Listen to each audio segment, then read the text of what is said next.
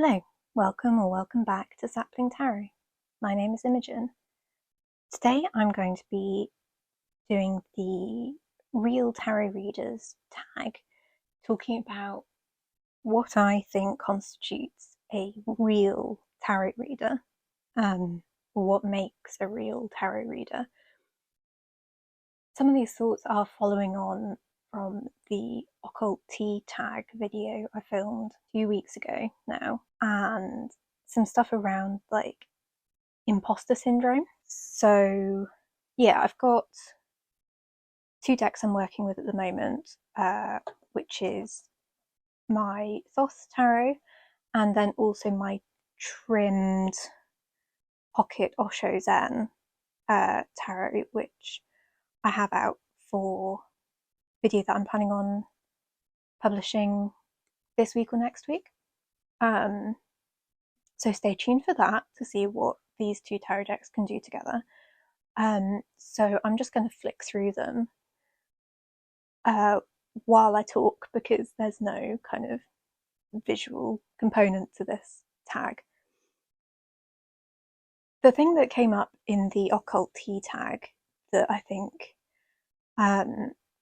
is kind of relevant to the idea of what is a real tarot reader is this idea of imposter syndrome. And if you watched the Occult Tea video, you'll know that I filmed it once with no audio, and so a couple of points that I wanted to make I didn't end up making in the video that actually managed to make it online, and this was one of them, which is that I often get those feelings of imposter syndrome because I struggle with my memory, because of mental health things, because of disability things, because of being a person. My memory is not infallible, and there are elements to tarot reading that I think it can feel like a little bit of a memory exercise, like a flashcard game at times. And obviously lots of people read intuitively from the cards, but I think it can be quite frightening if you know the kind of book definitions of the cards, and then suddenly you put them down or you start shuffling and it feels like they've just disappeared. And so I get that imposter syndrome every time I do events and I'm staring down the barrel of a day of reading for loads of different people, and I'm so afraid that everything is just going to disappear out of my head. And the way I combat that is by doing it, which is so hard to do. It's really frightening, but it is the only way, really. The only way out is through, and all that is that you have to start talking. Well, certainly for me anyway. I'm not saying that this is for everyone. I'm quite a verbal processor. I think by talking things out quite often, or by journaling and stuff, but by articulating and putting into words my thoughts, that's often how I... Okay, so I just had to open the door, and since we're talking about memory, I'm really thrilled that I remembered to put my mic back on. So gold stars for me. Thank you very much. However, I have completely forgotten what I was saying. I think my point was that my experience with tarot is that sometimes you just need to open your mouth and start pointing out the details, particularly if you're reading for somebody else. You can start going kind of like, well, here we've got these 4 ram's heads, and that's the kind of the Aries, but then we've also got this Venus energy that you can see here in the glyph, and the wands is fire, and so you just start doing that, and then kind of once you've got those cogs starting to turn, you can tap into your knowledge a little bit better, or certainly that's my experience anyway. So yeah, so that was just a little thing about imposter syndrome and feeling like not a real tarot reader. So this tag is, I think, was devised as kind of a response to stuff that was going on in part of another corner of the tarot tube community that I'm not really privy to. And it was to do with like looking out for fraud. Well, I mean, again, this is sort of relevant to the occult tea tag, and it was sort of about looking out for fraud tarot readers and how to spot a fake and all that kind of stuff, which actually I did add a note to my occult tea response, which was something that occurred to me again the first time I recorded it, but not the second, was that loads of people would think that any tarot reader is a scam artist, any astrologer, any witch, any magical practitioner, anyone offering, I mean, even kind of like spiritual services and stuff. People can be really anti all of this, whether it be kind of woo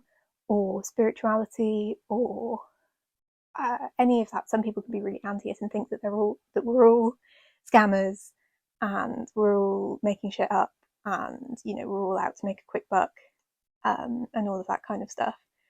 So I think we have to be cautious about infighting in terms of I'm a real tarot reader, you're not a real tarot reader.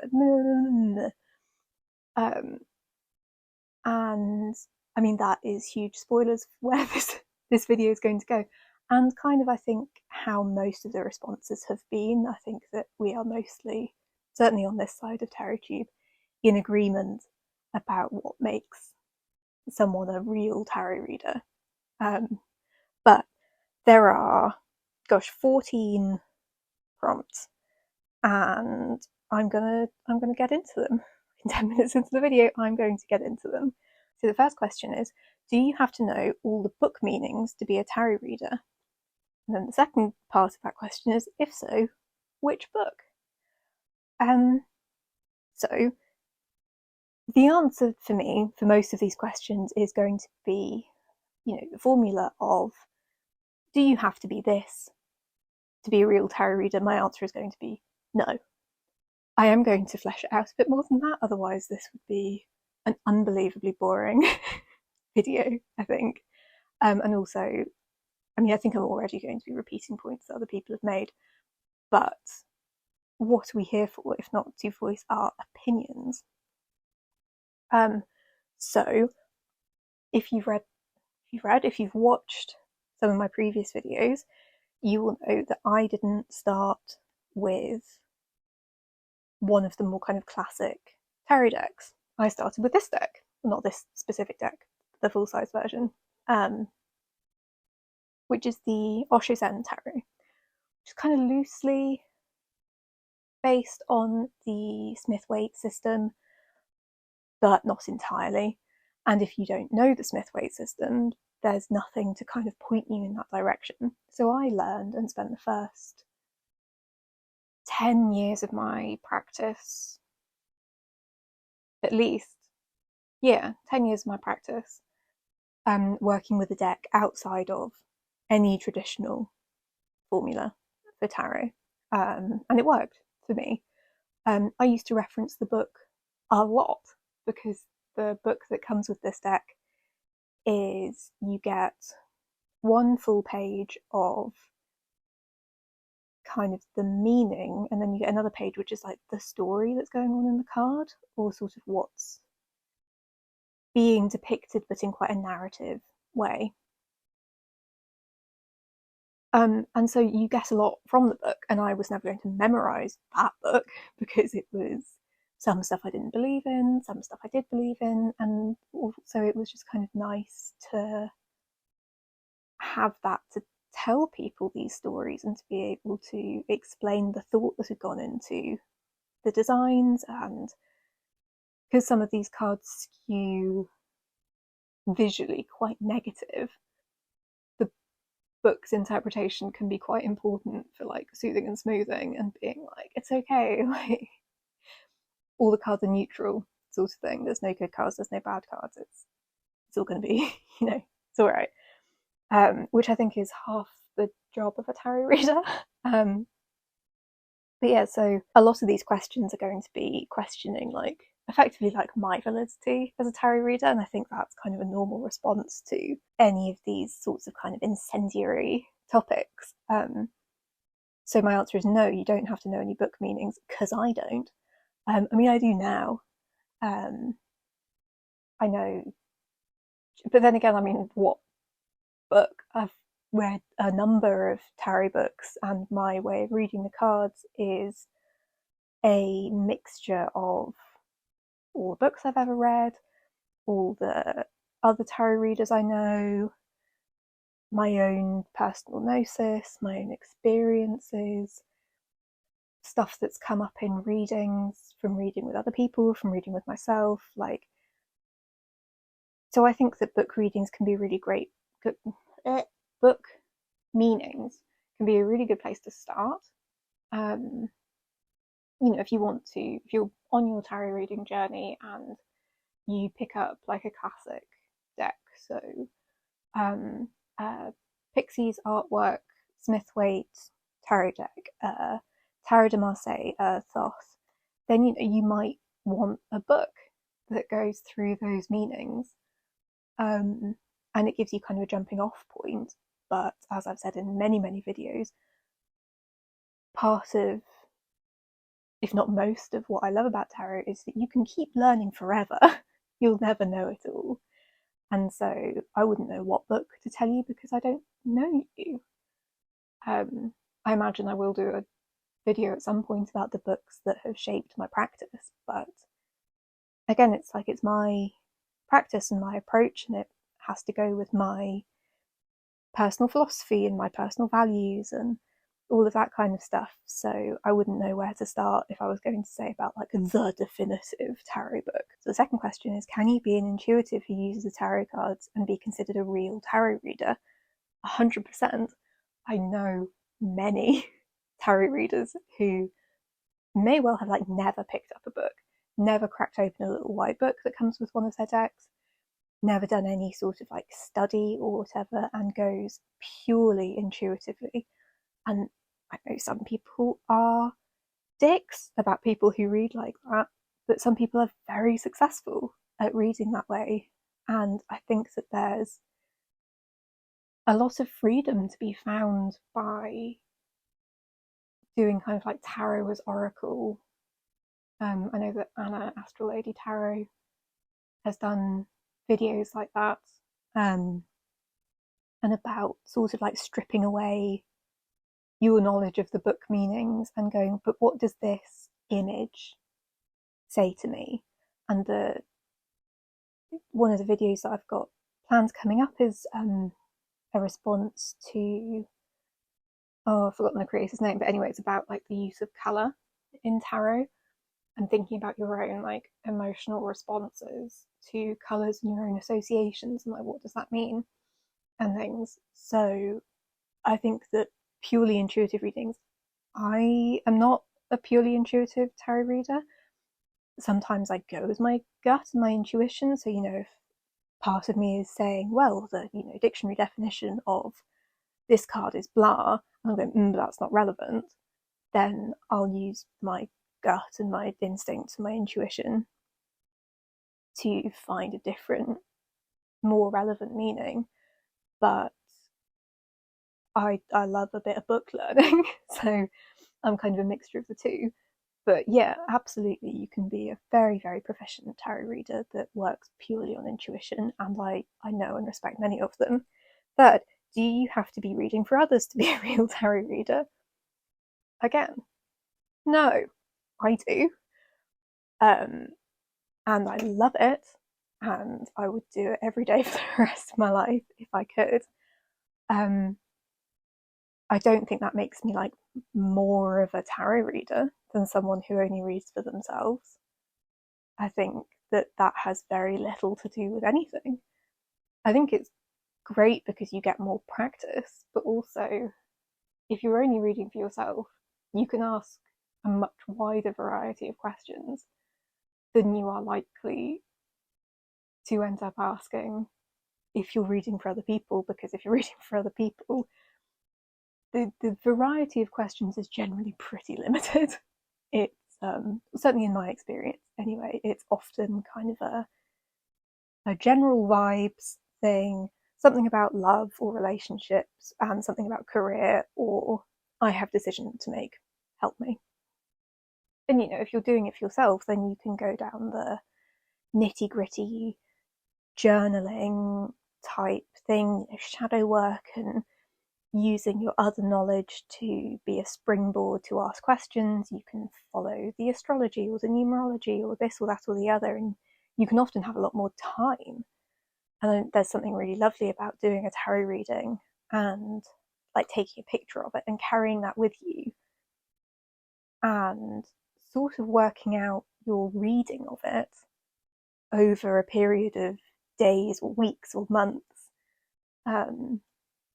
Which I mean, you could do for other people. I mean, I know that some people do like year ahead tarot spreads, but no, because in that moment, you would have to tell them what that means for the year, and then they'd go about their year and see how it works. But like for me, I've got my year ahead reading from Yule, and I'm kind of like constantly noodling on that and figuring out what I think that might mean for me and how I'm using that to figure out next steps and stuff. And quite frankly, I've done myself a bit of a spoop because my card for this month was the Tower, and so I am slightly waiting for something terrible to happen, and I'm really trying to like keep a lid on that because that's not ideal. But yeah, so you can have more time. So there's loads of merit certainly towards becoming a better tarot reader to just do it for yourself. But reading for other people is super fun. Do you have to be a professional reader to be considered a real tarot reader? So like charging money? Obviously not. Again, loads of people don't. Loads of people just do reading for family and friends. So people do like skill swaps and stuff. Like I have been fortunate that I've been able to seize some opportunities to do reading professionally. And I know some people who read tarot professionally as their full-time gig, which I think is phenomenal. And I'm kind of, I think, am I jealous?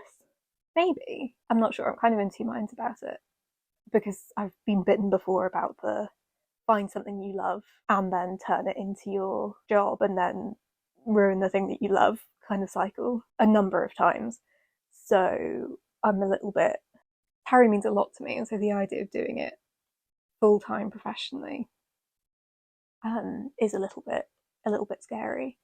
So no, obviously, and I'm trying to not just be like no next, but yeah, I don't think you have to be charging money to be a real tarot reader. I don't think you have to be charging money to be a real anything, really. But yeah, do you need a certification to be a real tarot reader? And then the follow-up thing is, if so, who determines that you're certified? And quite, I have a tarot diploma, which I still think is the funniest thing because, yeah, like says who? And I know so much more now than I did when I completed that course. And I got loads of good information from the course, and I've done other courses since, with other people's opinions, and because so much of it is opinion based. So it's like, what? Who is anyone to say who is right and who is wrong? There are things within tarot that are a little bit more black and white, like the astrology and numerology and stuff, but it's still all so subjective. And anyone that tells you that this is like the ultimate complete tarot course, and then you'll be able to 10x your income because you'll be like tarot reader to the rich and famous or whatever, I would, I'd question the veracity of that. Do you need to know the Golden Dawn symbolism, or astrology, or Kabalistic Tree of Life to be a real tarot reader? Again, the first 10 years of my practice, I knew none of this stuff. I knew about astrology just because I was interested, but I didn't know that you could layer the two together. I tend not to, if I'm honest, try to fuck with any of the Golden Dawn stuff or the Kabbalistic stuff, just because I feel like, as it stands, that's not my journey. I mean, she said, using a Thoth tarot deck, I'm trying to see if I can use this deck with my viewpoint and my perspective. But yeah, I don't think there's any additional kind of esoteric knowledge that you have to have in order to read tarot, because, you know, like I was saying about, you can be a purely intuitive reader and be a very successful tarot reader. You know, you could have a book full of meanings that have nothing to do with the Golden Dawn or Kabbalah or astrology or any of that kind of stuff, and still be a very successful tarot reader. And yeah, it's all about choices and about what you like. I like thinking about, what do tarot cards smell like? Like, what perfumes do I associate with tarot cards? What herbs and plants and flowers and stuff do I associate with tarot cards? Because that's my interest. My other interest is like psychology, so I think about, you know, Jungian archetypes, or you know, internal family systems, and how does that relate to the tarot? And so I would never say, in order to be a real tarot reader, you have to, you know, be like a young buff, or, you know, a clinical psychologist. Christ, no. So, like, yeah, anyway. Do you have to know the history of tarot to be a real tarot reader? If so, what history? I think it helps. I think it's always good to know where things come from as best as you can. But as the question states, like, the history is a bit contentious. I think most people are kind of pretty settled on the idea that it's, you know, a couple of 100 years old, started off as a playing card game from Europe and stuff. But then there's people are complex, and so there's so many chapters that, you know, you can be interested in or not interested in, and you could want a broad strokes approach or like a really detailed approach. And I think that's fine. I think it's probably good in terms of like misinformation, that you're not going around telling people that it's like this ancient art that's, you know, from this group of people and blah, all of that kind of stuff. Is probably best not. But, you know, I don't think it's all quite subjective, and so it's like, I don't know how you could really say about much of it, like, this is definitely true and this is definitely false. So yeah. Does having a smaller or larger collection determine if you are a better or worse or real tarot reader? So I definitely know people that have one deck, and I know people that have 500 decks. I don't think it has any bearing on how good or real a tarot reader you are. I think it's probably good to have a deck. I think that's probably useful. I'm not going to tell you which deck you need to have, but I think a deck. I'm going to pin my colours to the mast, and I'm going to say, in order to be a tarot reader, you probably need one tarot deck. If you have more than one tarot deck, that doesn't take anything away from you. I have more than one tarot deck, as you can see. I have one tarot deck that I use for client readings, and that's because I have very specific criteria for what I want from a client deck. Everything from the artwork to the sort of the information that's stacked into it, to the cardstock, to all of that. And as it stands, I only have one deck that fulfills all of those criteria. But yeah, no, I mean, you can have as many or as few decks as you want, and it has no bearing on how real a tarot reader you are. Do you have to read reversals to be considered a real tarot reader? No, I tend not to. I think it can add an extra layer of information if you are a nerd and you like adding in more and more and more and more and more information to your tarot knowledge. I think learning to read reversals is great. There are so many ways to read reversals that, again, it layers in more study opportunities. But I don't think that readings are any less rich or less real if you don't read reversals. I also think that just for certainly if you're reading for clients, to start mixing in reversals, like it's an extra level of complication that I don't know if they need, because it's kind of a harder thing to explain, I think. So do you have to use certain techniques or customs to be considered a real tarot reader, i.e. be gifted your first deck, shuffle a certain way, use certain spreads or no spreads? So to be gifted your first deck, why? I don't know anyone that believes this. Do you have to shuffle a certain way? I hope not. As we know here on this channel, I'm a shit shuffler. So like what do you... Some people are so anti-riffle shuffling. Some people are, only riffle shufflers. So like, who would decide that? I think finding a way to randomize the cards a little bit is generally beneficial. But yeah, I don't know. Well, no, I do know. I think that would be silly to judge someone's tarot reading by their ability to shuffle. Maybe that's just my own baggage about the fact that I'm a terrible shuffler. Using certain spreads or no spreads, holy moly, like, why?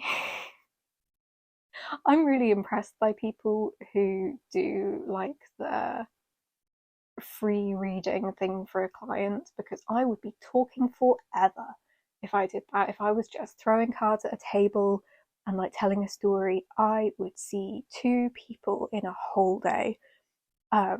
So if I'm reading for other people, I tend to use a limited number of cards in a kind of flexible spread, and that's mostly just to stop me from waffling.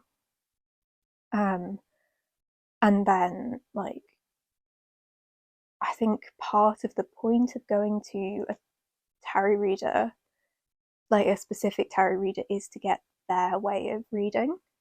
And I suppose that's the overarching theme in this, is that I know so many great tarot readers, and predominantly they all read completely differently from each other. And that's the magic. That's why some people have their tarot reader they go to and they've been going to for 50 years or whatever, but also why there's a benefit to going to other tarot readers. That's why tarot readers get readings from other tarot readers, because we all have slightly different ways of doing things, and it's brilliant. Can you refer to the guidebook and still be considered a real tarot reader? Absolutely. It's like what I was saying at the beginning about my memory and stuff. So, like, if your brain just goes and you cannot for the life of you remember, or if you're using a new deck, or for whatever reason, if you can't remember, or if you're struggling to piece things together, get out the guidebook. Like, sure, maybe it will slightly dampen the mystique, but I'm not really here for mystique. I'm quite a slapdash, almost kind of pragmatic tarot reader. I love a bit of woo, I love a bit of spirituality, but like, the idea of being like the mystical tarot reader, it's not me. That illusion would be wafer thin if I was to try and pretend to be that. And so I wouldn't hold anyone else to those kinds of standards. Is reading with playing cards, Lenormand, oracle cards, or Kipper, or any other cards beside tarot still considered a real tarot reader? Okay, this is the one exception to my general no. thing that has been going on throughout this whole video. I am very literal. Someone says they're a tarot reader, I do assume they read tarot cards, and that's on me.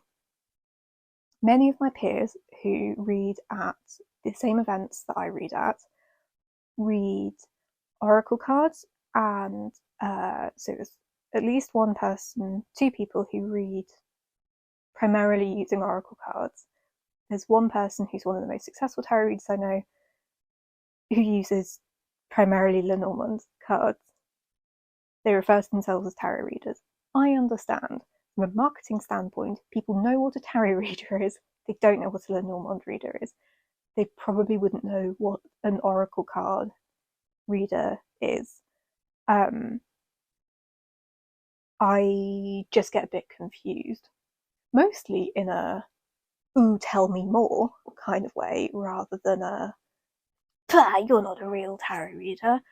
And I kind of wish maybe that people knew more so they could know to go to a Lenormand reader for this thing and an oracle card reader for that thing and a tarot reader for the other thing. Like, that would be beautiful, but like, that's not the world, well, certainly not the world that I live in.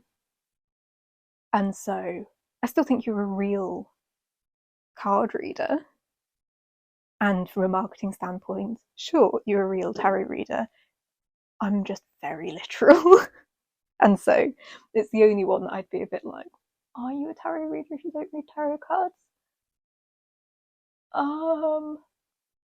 But also you can put tarot meanings onto oracle cards, you can put tarot meanings into the Lenormand deck, you know, Grand Tableau, all of that kind of stuff. Like, I have my only Lenormand deck is the Pixies Astounding Lenormand, which is largely motifs that are robbed straight out of the Smith-Waite tarot. So you can also read tarot like Lenormand, or you can read tarot like an oracle deck. And so there's so many ways of doing it. I just get a little bit stuck on the like semantics, but that is me being an asshole. It's not actually like my beliefs, it's just me being very literal. And then final question is, what denotes a real tarot reader to you? Someone who reads tarot cards, basically. I don't think I have any leg to stand on about judging the veracity of someone's capacity as a tarot reader. There are definitely tarot readers out there with different ethics from mine, in terms of the sort of more hot button things about third-party readings and predictive readings and all sorts of stuff, but I'm still not going to say they're not a real tarot reader, for any of these reasons. I think, like, as a community, we are belittled by broader society so often, it kind of makes no sense to belittle each other. There are so many types of reader, definitely so many people who read differently from me. And, you know, maybe people wouldn't like the way I read. There are so many different attitudes and ethics, but I think at the end of the day, they're still tarot readers. So this is a very long-winded way to say, if you read tarot and you're wondering if you're a real tarot reader, you are. I think you're valid. I think you're great. I think you're doing amazing, sweetie. And yeah, I hope that this was kind of interesting. I would be really interested to hear your thoughts. If you like this, I hope I will catch you in the next one. And to do that, you could always subscribe or like the video if you feel like it. And in the meantime, I hope you're taking really good care of yourself. And I'll catch you in the next one. Bye.